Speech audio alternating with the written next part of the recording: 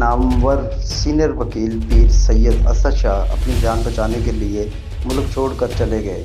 सैयद असद शाह पर पाकिस्तान में रहते हुए कई बार जानलेवा हमला हुए और ये खुशकिस्मती से बच गए। सैयद असद शाह एडवोकेट ने कानून का वो हर दरवाज़ा खटखटाया, लेकिन सीनियर वकील को कहीं से भी इंसाफ मुहैया ना हुआ। इस हालात को पेश नज़र रखते हुए पीर सैयद असद शाह ने पाकिस्तान को छोड़कर जाना ही बेहतर समझा। आए बाकी पीर सैयद असद शाह की ज़ुबानी सुनते हैं। Mohammad Asad Shah ji, I am an advocate high court.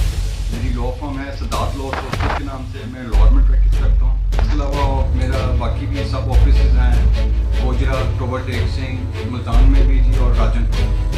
मैं जनाब को थोड़ा सा जो कहते हैं कि जी वकील प्राइवेट प्रैक्टिस का एक आपको समरी देता हूँ जो आप मैंने 16 साल 17 साल में मैंने बड़े बड़े महकमों के खिलाफ रिटें फाइल की on behalf of my clients. और मैंने रिसेंटली जिस तरह फॉर एग्जांपल पीटीए का इशू चल रहा है पाकिस्तान तहरीक इंसाफ का, तो मैं I was the first one जिसने जिन्ना हाउस में एक्यूज़ की नीचे एंटी टेररिस्ट कोर्ट से करवाई, और जो कलमा चौक वाला था सबसे पहले मैंने हाई कोर्ट से उनकी बेल करवाई।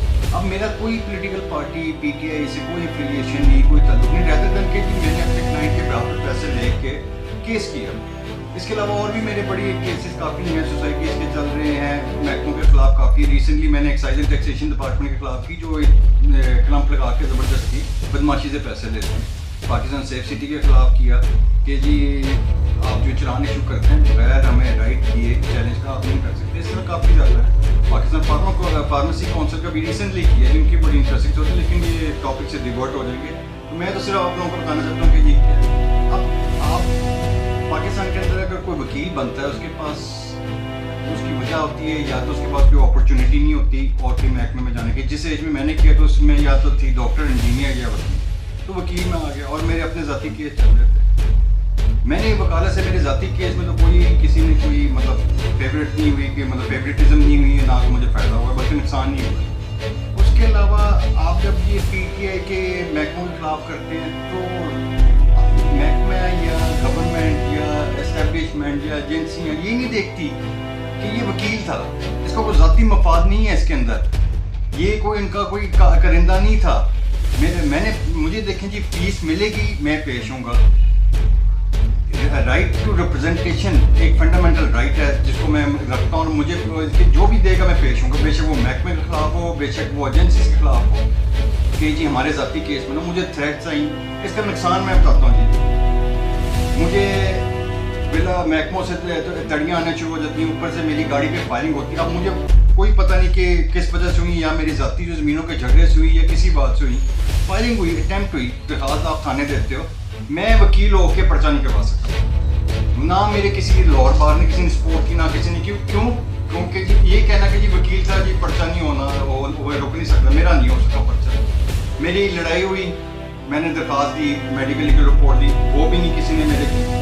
मैंने सेक्रेटरी को कहा, सेक्रेटरी ने कहा कि हम आपका लेटर लिखा हुआ चीफ से जस्टिस साहब को, हमने वहाँ लिख दिया। मेरा तो किसी ने कुछ नहीं किया। क्यों कि मैं जी वकील गंदा था, या मैं अपने क्लाइंट्स के लिए जो गवर्नमेंट के साथ जो बाकियों के साथ लड़ाई लड़ा था उसमें मुझे रगड़ा था। मेरे लिए तो कोई वकालत नहीं कर रहा। मेरी तो आप सब वकीलों से ये है कि ये अपना जो हमारे जो बार बनी हुई है इस बार का भी हमें ऐसा कोई फ़ायदा किसी किस्म का नहीं है। पाकिस्तान में अगर आपने रहना है तो आपके पीछे किसी वकीलों में से किसी के बड़ा हाथ होना चाहिए, सियासी बंदे का हाथ होना चाहिए। अगर वो भी नहीं थे किसी यूनिफॉर्म वाले का हाथ अपने पीछे लगवा लें, वरना फिर अदरवाइज आपकी वकालत नहीं चल सकती। अगर वकालत चल रही होगी तो बंद करवा देंगे ये, अगर बंद नहीं होती तो आपको बंद करवा देंगे। आप ना यहाँ वकील सेफ है, जो प्रैक्टिसिंग वकील है ना वो सेफ है, ना उसका कोई फ्यूचर है, ना उसके लिए कोई अपॉर्चुनिटी है पाकिस्तान के अंदर, बल्कि आपका यहाँ रहना नुकसानदेह है। आपका यहाँ वो तो पता नहीं आपकी प्रैक्टिस भी नहीं ख़त्म करवा देंगे, आप फिर पर्सनल अटैक शुरू कर देंगे। आपके रिश्तेदारों को बेगम हो कोई हो, उसको हमशीरा हो, कज़न हो, उनको अगर गवर्नमेंट में नौकरी करनी है तो उनको अगर कॉन्ट्रैक्ट में तो उनको निकालना शुरू कर देंगे, पता नहीं कहाँ से इनको इन्फॉर्मेशन देते। तो मेरी तो यही जनाब के सामने है, सबके सामने है कि ये है हमारी वकालत का। या तो मैं अपने नाम के साथ असद बून लगा लूँ या असद अहमद खान लगा लूँ,